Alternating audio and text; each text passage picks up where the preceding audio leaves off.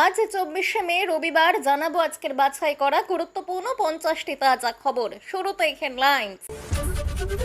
এবার বন্ধ ককরোচ পার্টির ওয়েবসাইট, মোদী সরকারকে স্বৈরাচারী তোপ অভিজিৎ দীপকের। শান্তনুর বিলাসবহুল কান্দির বাড়িতে লুকিয়ে সোনার ভান্ডার, তল্লাশিতে উদ্ধার বিপুল নগদ। গোমাংস রপ্তানি নিষিদ্ধ হোক, জাতীয় পশুর মর্যাদা চেয়ে সরব আজমের শরীফের মৌলবি। ঈদে আর দুদিন ছুটি নয়, মমতা জমানার বিজ্ঞপ্তি বাতিল করে নতুন দিন ঘোষণা রাজ্যের। মোদীকে ঝালমুড়ি খাওয়ানো, বিক্রমকে খুনের হুমকি, দোকানের সামনে বসলো সিসিটিভি। চীনে কয়লা খনিতে ভয়াবহ বিস্ফোরণ, মৃত অন্তত 90, চলছে উদ্ধার কার্য। অবশেষে কাটল জট, ভারতে দেখা যাবে ফুটবল বিশ্বকাপ, সম্প্রচার নিয়ে মিলল বড় আপডেট। শিলতাহানির পর ছিনতাই, গ্রেফতার বরাহনগরের তোলাবাজ তৃণমূল নেতা শঙ্কর রাউত। মোটা টাকার বিনিময়ে রাজ্যসভার টিকিট বিক্রি, বিজেপিতে গিয়েই আপের বিরুদ্ধে বিস্ফোরক ভাজ্জি। দিনভর উত্তেজনার পর বউবাজার থানায় পিয়া, অসভ্য আচরণকারীদের বিরুদ্ধে দায়ের অভিযোগ। দেবরাজ অদিতির দুর্নীতি মামলায় সওয়াল, নাম না করে বিকাশকে খোঁজা কল্যাণের। ভোট পরবর্তী অশান্তিতে যুক্ত থাকার শাস্তি, 50-এর বেশি বিজেপি কর্মীকে শোকজ। ফের সন্ত্রাস, দুর্নীতি ও তোলাবাজের অভিযোগে গ্রেফতার পাণ্ডবেশ্বরের তৃণমূলের পঞ্চায়েত সদস্য শেখ কামরুদ্দিন। বন্ধ হচ্ছে ট্যাবের 10,000 টাকা, পড়ুয়াদের তরুণের স্বপ্ন প্রকল্প নিয়ে বৈঠক, কি বলছে সরকার? বেআইনিভাবে নেওয়া হয়েছে সুবিধা, এক ধাক্কায় 7 লক্ষেরও বেশি রেশন কার্ড বাতিল করল সরকার। 30শে জুনের মধ্যে বকেয়া মেটাতে হবে, ডিএ মামলায় রাজ্যকে করার নির্দেশ, ডেডলাইন আদালতের। বাড়ি নিয়ে প্রশ্ন করতেই রেগে আগুন অভিষেক, গাড়ির কাজ নামিয়ে কড়া জবাব দিলেন তৃণমূলের সেনাপতি। শান্তনুর কান্দির বাড়ি বাজেয়াপ্ত করার প্রস্তুতি শুরু, ইডির সোনাপাপ্পুর মামলায় 2 কেজি সোনা উদ্ধার একদিনেই। বিজেপির স্টেটমেন্ট দারুণ লেগেছে, দলের কচ্ছপদের উদ্দেশ্যে চরম কটাক্ষ কুণাল ঘোষের। রাস্তায় নামাজ পড়া নিয়ে উত্তাল রাজ্য, আদালতের দ্বারস্থ হতে কাউন্সিলরকে নির্দেশ দিলেন তৃণমূল নেত্রী মমতা। জমি দখল করে পার্টি অফিস তৃণমূলের, পালা বদলের পর বুলডোজার চালিয়ে উদ্ধার মালিকের। 3 মাসের মধ্যে নিয়োগ খাদ্য দফতরে, দুর্নীতি রোধে আসছে নতুন আইনও, ঘোষণা মুখ্যমন্ত্রীর। বিজেপির নামে তোলাবাজি, তৃণমূল শ্রমিক সংগঠনের ভুয়ো সিন্ডিকেট ভাঙতে আটক একাধিক নেতা। পুলিশের ওপর পরিকল্পিত হামলা, ফিল্মি কায়দায় অভিযুক্তকে ছিনিয়ে পালালো দুষ্কৃতীরা, তল্লাশিতে দমকলে। স্বাস্থ্যসাথী যারা পাচ্ছেন সবাই জুলাই থেকেই পাবেন আয়ুষ্মান ভারত কার্ড, ঘোষণা শুভেন্দুর। গোষ্ঠীদ্বন্দ্বের জেরে তৃণমূল নেতার বাড়িতে বোমাবাজি, সিসিটিভি ফুটেজ দেখে আটক 2। আজই তুমুল ঝড় বৃষ্টির পূর্বাভাস, গরমের জ্বলনি থেকে স্বস্তি পাবে কোন কোন জেলা।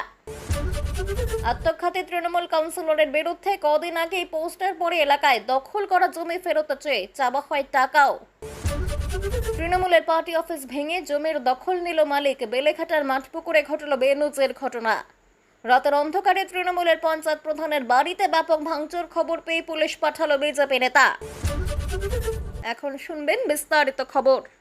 রাজ্যে পালা বদলের পর বেআইনি নির্মাণের বিরুদ্ধে জিরো টলারেন্স নীতি নিয়েছে নবনির্বাচিত সরকার। এই আবহে বেলেঘাটার মাঠপুকুরে দখল হওয়া একটি জমির ওপর বেআইনিভাবে নির্মিত পার্টি অফিস ভাঙলেন বাড়ির মালিক। তার অভিযোগ, 11 বছর আগে তার জমি দখল করে বেআইনিভাবে পার্টি অফিস করেছিল তৃণমূল। রাজ্যে বিজেপি ক্ষমতায় আসার পর হঠাৎই পার্টি অফিসে গেরুয়া রং করে দেয় তৃণমূল। আজ বিজেপি নেতৃত্ব এবং পুলিশের উপস্থিতিতে নিজের জমির ওপর তৈরি হওয়া পার্টি অফিস বুলডোজার দিয়ে গুড়িয়ে দেওয়া হলো। এত বছর পরে নিজের জমি ফেরত পেয়ে খুশি তিনি। ওই জমির মালিকের নাম ঝর্ণা কুণ্ডু। তিনি বলেছেন, মিথ্যে কথা বলে তার কাছ থেকে জমি দখল করেছিল তৃণমূল। বলা হয়েছিল ক্লাব হবে, কিন্তু ক্লাব না করে সেখানে তৃণমূলের পার্টি অফিস হয়। সেই পার্টি অফিসে নিয়মিত মদের আসর বসত। এর জন্য স্থানীয় তৃণমূল নেতা রাজু ঘোষ, মিন্টু, বাচ্চু গাঙ্গুলিদের দিকে আঙুল তুলেছেন তিনি।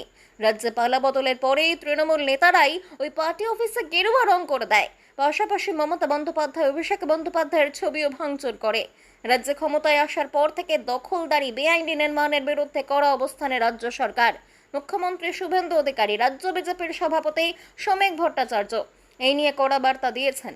এই আবহে ঝর্ণা দেবী শ্রমিক ভট্টাচার্যের কাছে নিজের জমি দখল হওয়া নিয়ে অভিযোগ জানিয়েছিলেন। তার আশ্বাস পেয়ে বেআইনি নির্মাণ ভাঙার কাজ শুরু করেছেন জমির মালিক। ঘটনাস্থলে উপস্থিত হয়ে নির্মাণ কার্য ভাঙার কাজ পরিদর্শন করেছেন বিজেপি নেত্রী অর্চনা মজুমদার। তিনি জানিয়েছেন, বিজেপির নামে যদি কেউ অপকর্ম করে তাহলে তা বরদাস্ত করা হবে না। আগামী 3 মাসের মধ্যে স্বাস্থ্যক্ষেত্রে নিয়োগ, স্বচ্ছতার সঙ্গে নিয়োগ প্রক্রিয়া সম্পূর্ণ করা হবে। মুখ্য সচিব মনোজ কুমার আগরওয়াল এবং প্রধান উপদেষ্টা সুব্রত গুপ্তকে পাশে নিয়ে বড় বার্তা দিলেন মুখ্যমন্ত্রী শুভেন্দু অধিকারী। চিকিৎসক, নার্স এবং অন্যান্য ক্ষেত্রে নিয়োগ হবে। নিয়োগ পলিসিতে স্বচ্ছতা এনে দ্রুততার সঙ্গে প্রক্রিয়া শেষ হবে।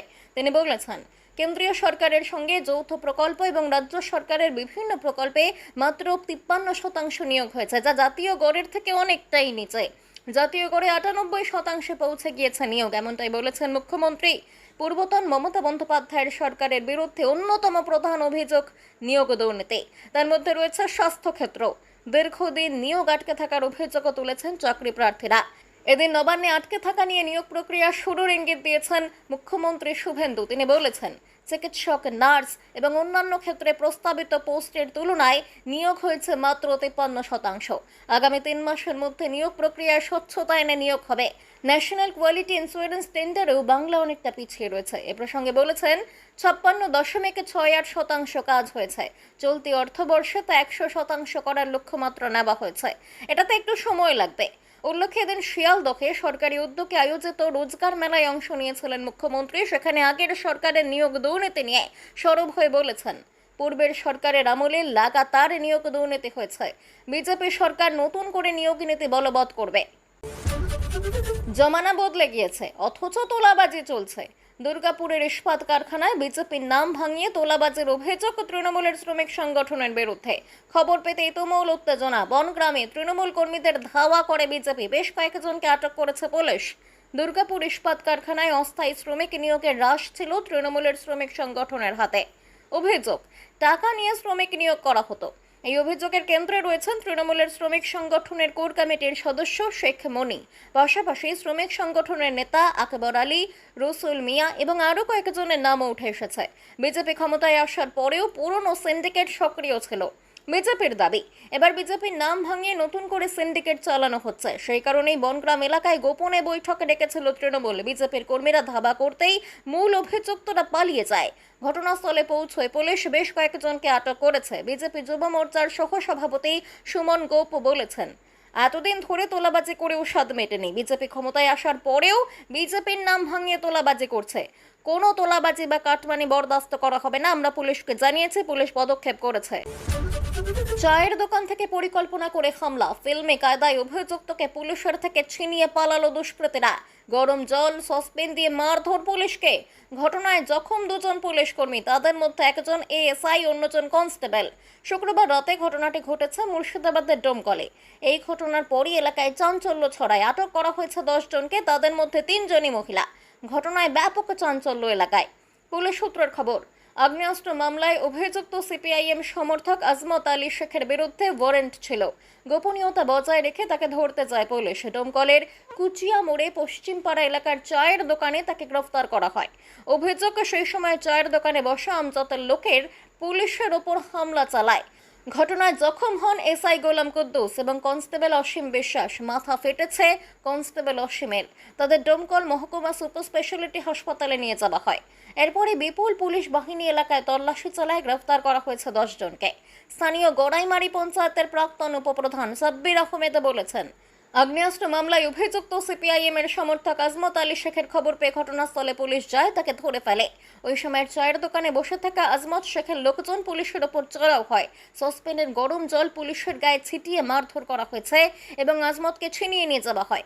যদিও ডোমকলের বিধায়ক মোস্তাফিজুর রহমান রানা বলেছেন, আজমত শেখ সিপিআইএম এর কেউ নন, এতদিন তৃণমূলের সম্পদ ছিলেন। পুলিশকে মারতেই পরিচয় বদলে যাচ্ছে।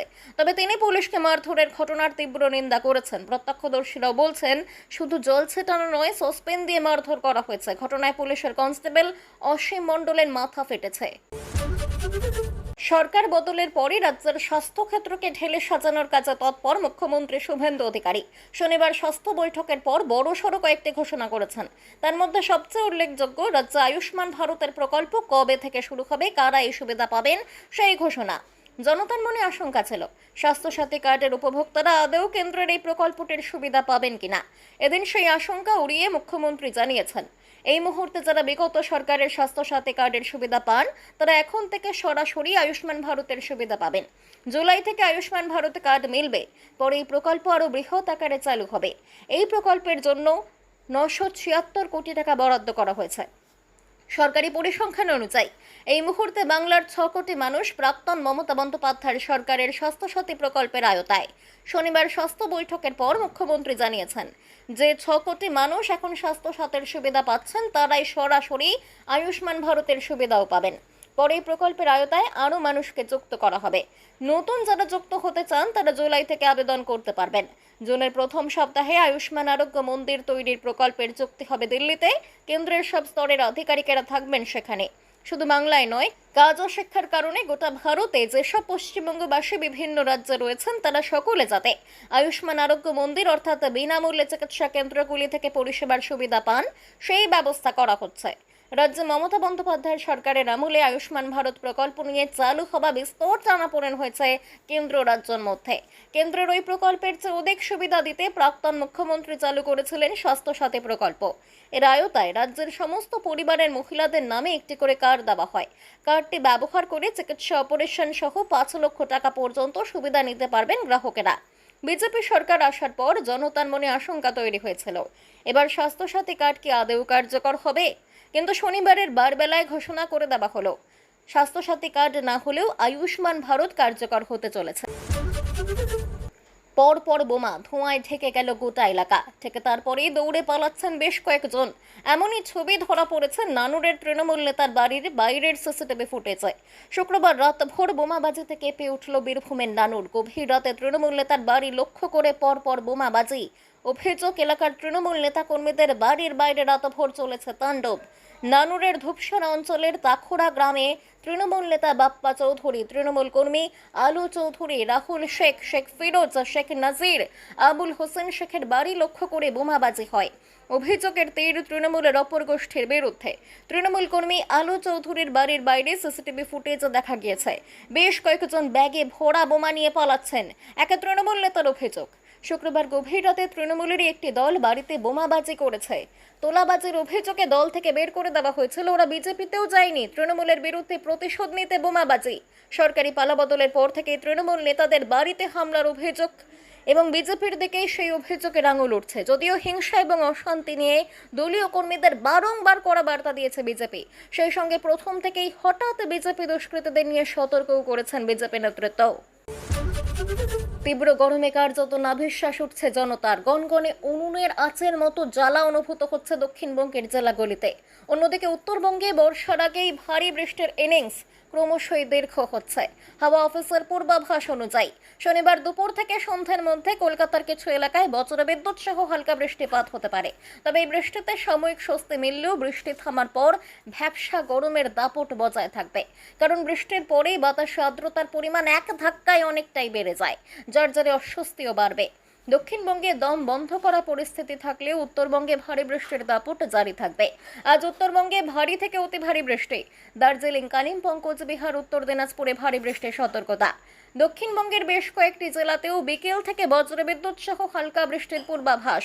পুরুলিয়া, বাঁকুড়া, পূর্ব পশ্চিম বর্ধমান, বীরভূম, পশ্চিম মেদিনীপুরের মতো জেলাগুলিতে হালকা থেকে মাঝারি ধরনের বৃষ্টিপাতের সম্ভাবনা।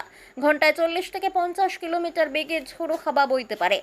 দক্ষিণবঙ্গে দম বন্ধ করা পরিস্থিতি থাকলে উত্তরবঙ্গে ভারী বৃষ্টি।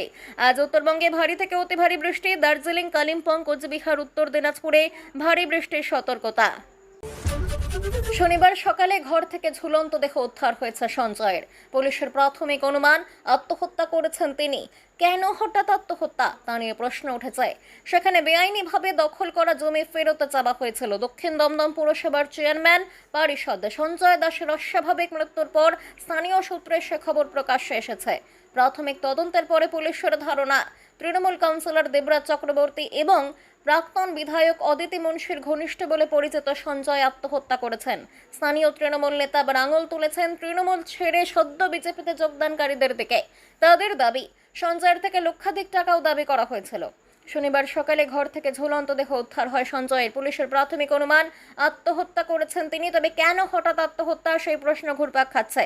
স্থানীয় তৃণমূল কর্মী থেকে এলাকার মানুষজন সূত্রের খবর, বেশ কিছু ঘটনা প্রকাশ্যে আসছে। রাজ্যে পালাবদলের পরে সেসব ঘটনা ঘটেছে। তার সঙ্গে সঞ্জয়ের অস্বাভাবিক মৃত্যুর প্রত্যক্ষ বা পরোক্ষ যোগ থাকতে পারে। স্থানীয় সূত্রের খবর, অবসাদে ভুগছিলেন সঞ্জয়।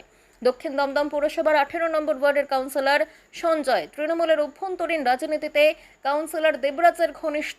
নির্বাচনী ফল প্রকাশের পর থেকেই বিধাননগর এবং রাজারহাট গোপালপুর এলাকায় রাজ্যের প্রাক্তন মন্ত্রী সুজিত বসু এবং দেবরাজ ঘনিষ্ঠদের ধরপাকড় শুরু হয়। গ্রেফতার হন সুজিত। দেবরাজ নিজেও রক্ষা কবচে হাইকোর্টের দ্বারস্থ হয়েছেন। দক্ষিণ দমদম এলাকার তৃণমূল কর্মীদের একাংশের বক্তব্য, সঞ্জয়ের গ্রেফতারির আশঙ্কা তৈরি হয়েছিল, সে কারণে সম্ভবত চাপে ছিলেন তিনি।